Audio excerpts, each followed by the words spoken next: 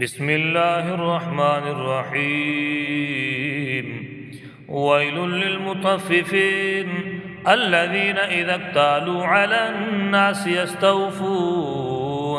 وإذا كالوهم أو وزنوهم يخسرون ألا يظن أولئك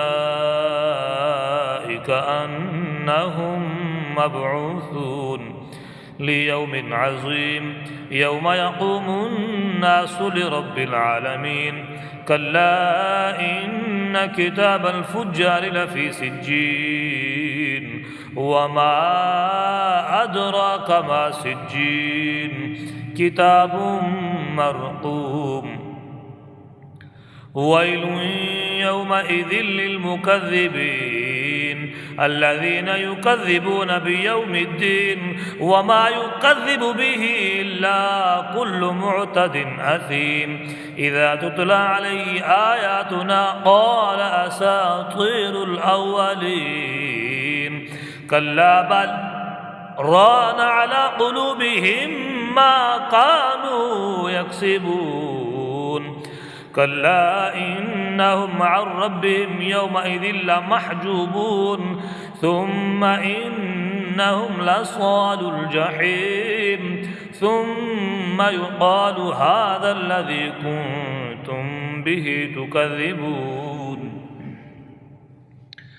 كلا إن كتاب الأبرار لفي عليين وما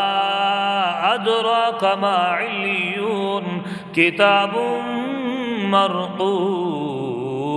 يشهده المقربون إن الأبرار لفي نعيم على الأرائك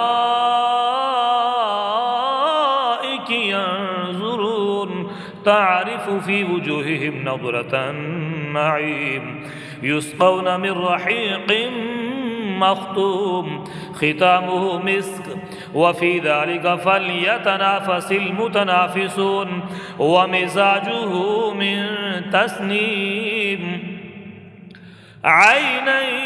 يشرب بها المقربون إن الذين أجرموا كانوا من الذين آمنوا يضحكون وإذا مروا بهم يتغامزون وإذا انقلبوا إلى أهلهم انقلبوا فكهين وإذا رأوهم قالوا إن هؤلاء